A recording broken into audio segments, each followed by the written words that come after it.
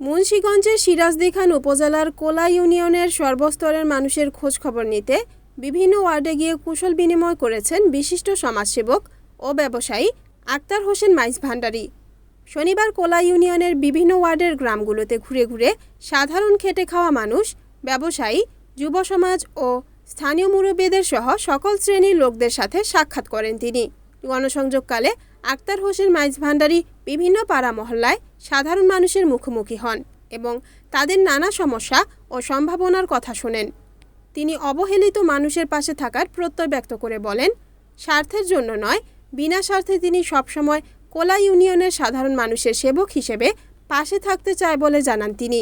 স্থানীয়রা জানান, আক্তার হোসেন মাইজ ভান্ডারী দীর্ঘদিন ধরে পর্দার আড়ালে থেকে এলাকার মসজিদ, মাদ্রাসা ও মন্দিরসহ বিভিন্ন সামাজিক স্বেচ্ছাসেবী সংগঠনে আর্থিক ও সৎ পরামর্শ দিয়ে সহযোগিতা করে আসছেন।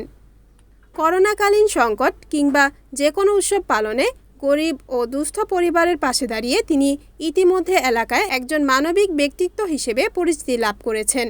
আক্তার হোসেন মাইজ ভান্ডারীর এই আস্মিক ও আন্তরিক কুশল বিনিময় কোলা ইউনিয়নের সাধারণ মানুষের মাঝে ব্যাপক সাড়া ও উদ্দীপনার সৃষ্টি করেছে।